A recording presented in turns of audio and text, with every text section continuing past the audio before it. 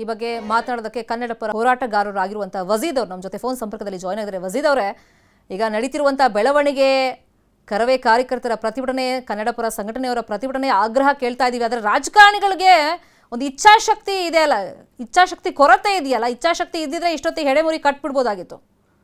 ಮೊದಲನೇದಾಗಿ ನಮ್ಮ ಗ್ರಾಮೀಣ ಭಾಗದ ಶಾಸಕರಾಗಿರುವಂತ ಒಂದು ಗ್ರಾಮೀಣ ಭಾಗದ ಒಂದು MLC ಆಗಿರುವಂತ ಅವರು ಅಂತ ಒಂದು ಸಾಥ್ ಕೊಟ್ಟಂತ ಒಂದು ಮರಾಠಿಗರು ಮತ್ತಷ್ಟು ಬಹಳಷ್ಟು ಮ್ಯಾಗ್ ಹೇಳುವಂತ ಕೆಲಸ ಮಾಡ್ತಾ ಇದ್ದಾರೆ. ಕನ್ನಡಿ ಮಾತಾಡಿ ಅಂದ್ರೆ ಕನ್ನಡ ಮಾತಾಡುವವ್ರನ್ನ ಹೊಡೆಯೋಕೆ ಬರ್ತಾ ಇದ್ದಾರೆ. ಕನ್ನಡ ಮಾತಾಡಬಾರ್ದು ಅನ್ನುವಂತ ಈ ರೀತಿ ದಬ್ಬಾಳಿಕೆಯನ್ನು ಮಾಡ್ತಾ ಇದಾರಲ್ಲ, ಇವ್ರಿಗೆ ಮೊದಲನೇದಾಗಿ ಇವ್ರಿಗೆ ಸವಲತ್ತು ಕೊಟ್ಟಂತ ನಮ್ಮ ರಾಜಕಾರಣಿ, ಗ್ರಾಮೀಣ ಭಾಗದಾಗ ಇರುವಂತ ಒಂದು ರಾಜಕಾರಣಿ, ಇದನ್ನು ಸವಲತ್ತಿದು. ಇದನ್ನೇ ನಾವು ಹೇಳೋದಂತಲ್ಲ. ಇವತ್ತು ನಾವು ಬಾಗಲಕೋಟೆ ಬೆಳಗಾವಿ ಹೆದ್ದಾರಿಯನ್ನು ಬಂದ್ ಮಾಡಿ ಆ ಬಾಳಿಕುಂದ್ರಿ ಗ್ರಾಮದಲ್ಲಿ ಪ್ರತಿಭಟನೆ ನಡೆಸಿದೀವಿ. ಆದ್ರೂ ಕೂಡ ಇವರು 20 ಜನ ಮೇಲೆ ಆರೋಪಿಗಳನ್ನು 3 ಜನನ ಅರೆಸ್ಟ್ ಮಾಡಿ ನಾವು 15 ಜನ ಮೇಲೆ ಅರೆಸ್ಟ್ ಮಾಡಿದೀವಿ ಅಂತ ಇವರು ನಮ್ಮ ರಾತ್ರಿಯಲ್ಲಿ ಹೇಳ್ತಾ ಇದಾರಲ್ಲ. ಇವರು ರಾತ್ರಿ ಹೇಳಿದ್ದು ಸುಳ್ಳು ಮಾತನ್ನು ಅಂತ ನಾನು ಎಚ್ಚರಿಕೆಯನ್ನು ಕೊಟ್ಟ ನಂತರ ಬೆಳಿಗ್ಗೆ ಇವತ್ತು ನಾನು 11 ಗಂಟೆಗೆ 100 ಕಾರ್ಯಕರ್ತರನ್ನ ತಗೊಂಡು ಬಾಗಲಕೋಟೆ ಮತ್ತು ಬೆಳಗಾವಿ ಹೆದ್ದಾರಿಯನ್ನು ಬಂದ್ ಮಾಡಿ ನಾವು ಪ್ರತಿಭಟನೆಯನ್ನ ಮಾಡಿ MES ಪುಂಡರನನ್ನು ಬಂಧಿಸಬೇಕಂತ ಹೇಳ್ಕೊಂಡು ಈ ರೀತಿಯನ್ನು ನಾವು ಹೋರಾಟವನ್ನು ನಡೆಸಿದ್ದೇವೆ. ಈ ಕೂಡ ಸರ್ಕಾರ ಕ್ರಮವನ್ನು ತಗೊಂಡು ಮಾತಾಡ್ತೀನಿ. ಬಸ್ ಡ್ರೈವರ್ ಮಾತಾಡ್ತೀರೇನು? ಕತಾಲ್ ಸಾಬ್ ಮೊಮಿನ್,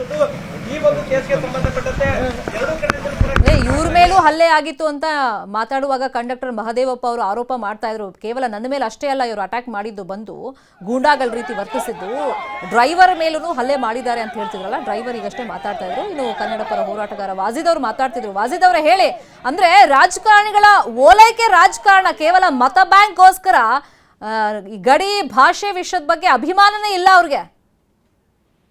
ಕನ್ನಡದ ಬಗ್ಗೆ ನಾಡು ನುಡಿ ವಿಚಾರ ಬಂದಾಗ ಎಲ್ಲರೂ ಒಂದಾಗ್ಬೇಕು. ಮರಾಠಿಗರು ಆಗಿರುವಂತ ನಾವು ಹೇಳ್ತಾ ಇಲ್ಲ, ಮರಾಠಿಗರು ಕನ್ನಡಿಗರು ಜೊತೆ ಇದ್ದಾರೆ.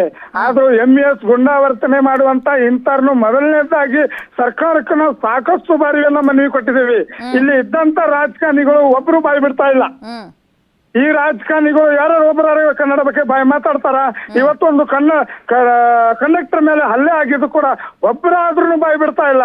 ಯಾಕೆ ಈ ರೀತಿ ಮಾಡಿದಾರೆ? ಅವ್ರನ್ನ ಬಂಧಿಸ್ಬೇಕು, ಎಲ್ಲಾರನ್ನು ಒಳಗೆ ಹಾಕ್ಬೇಕಂತ ಒಂದು ರಾಜಕಾರಣಿ ಬಗ್ಗೆ ಒಬ್ರು ಮಾತಾಡ್ತಾ ಇಲ್ಲ. ಅವರು ರಾಜಕಾರಣಿ ಅವರು ಗ್ರಾಮೀಣ ಭಾಗದ ಶಾಸಕರಾಗಿರುವಂತ ಲಕ್ಷ್ಮೀ ಹೆಬ್ಬಾಳ್ಕರ್ ಅವರು ಇದನ್ನು ಬೇಕಾದ್ರೆ ಬಾಯಿ ಬಿಡ್ತಾ ಇಲ್ಲ. ಯಾಕೆಂದ್ರೆ ಅವರ ಕ್ಷೇತ್ರದಲ್ಲಿ ಆಗಿದಂತ ಇದನ್ನು ಘಟನೆ ಅವ್ರ ಕ್ಷೇತ್ರದಲ್ಲಿ ನಡೆದಂತ, ಆದ್ರೆ ಕೂಡ ಅವರು ಒಬ್ಬರು ಬಾಯಿ ಬಿಡ್ತಾ ಇದ್ರ ಯಾರೂ ಇಲ್ಲ.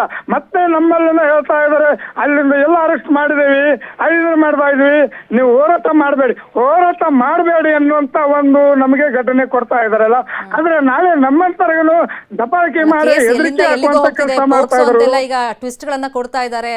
ಇದೆಲ್ಲ ಆಗಬಾರ್ದು. ಪೊಲೀಸರು ಕಾನೂನು ರೀತಿಯಲ್ಲಿ ಕೆಲಸ ಮಾಡಬೇಕು, ರಾಜಕಾರಣಿಗಳು ಕಠಿಣ ಎಚ್ಚರಿಕೆ ಕೊಡಬೇಕು. Thank you so much Wajid ಅವರೇ, ನ್ಯೂಸ್ 18 ಜೊತೆ ರಿಯಾಕ್ಷನ್ ಅನ್ನ ಮಾಡಿದ್ದಕ್ಕೆ.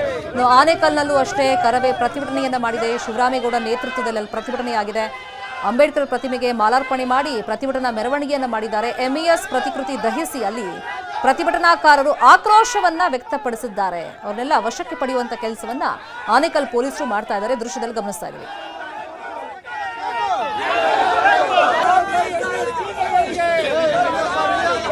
ಕರ್ನಾಟಕದ ನೆಲದಲ್ಲಿ ಕರ್ನಾಟಕದ ಅನ್ನ ತಿಂದು ಕನ್ನಡಿಗರ ಮೇಲೆ ದೌರ್ಜನ್ಯ ಎಸೆಯುವಂತ ಸಂಡ ಮರಾಠಿ ಗೂಂಡಾಗಳ ವಿರುದ್ಧ ಇವತ್ತು ಪ್ರತಿಭಟನೆ.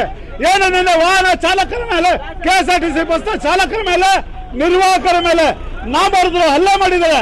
ಹಲ್ಲೆಯನ್ನ ಖಂಡಿಸಿ ಇವತ್ತು ಪ್ರತಿಭಟನೆ. ಬೆಳಗಾವಿ ಕನ್ನಡಿಗರ ಜೊತೆ ನಾವು ಇದ್ದೀವಿ ಅಂತಕ್ಕಂಥ ಸಂದೇಶವನ್ನ ಇವತ್ತು ಮರಾಠಿ ಗೂಂಡಗಳ ಭೂತದಾನ ಮಾಡೋದ್ರ ಮುಖಾಂತರ ಹೋರಾಟ ಮಾಡ್ತಿದ್ವಿ. ಸರ್ಕಾರ ಈ ಕೂಡಲೇ ಮರಾಠ ಗೂಂಡಗಳನ್ನ ಬಂಧಿಸಿ ಈ ನಾಡಿನಿಂದ ಗಡಿಪಾರು ಮಾಡಬೇಕು, ಅವ್ರ ಮೇಲೆ ಗೂಂಡಾ ಕಾಯ್ದೆ ತೆಗಿಬೇಕು ಅಂತೇಳಿ ಸರ್ಕಾರ ಕನ್ನಡಿಗರಿಗೆ ಪೂರ್ಣ ಪ್ರಮಾಣದ ರಕ್ಷಣೆ ಕೊಡಬೇಕು. ಸರ್ಕಾರ ಕನ್ನಡಿಗರಿಗೆ ಪೂರ್ಣ ಪ್ರಮಾಣದ ರಕ್ಷಣೆ ಕೊಡಬೇಕು.